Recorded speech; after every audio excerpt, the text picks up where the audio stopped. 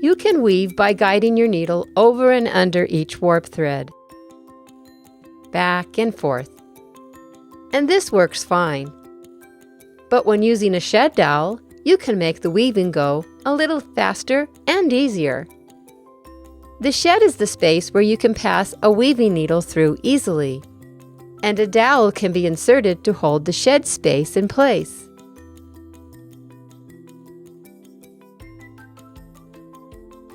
As I'm weaving left to right, I insert the weaving needle through the narrow shed created by the steel dowel.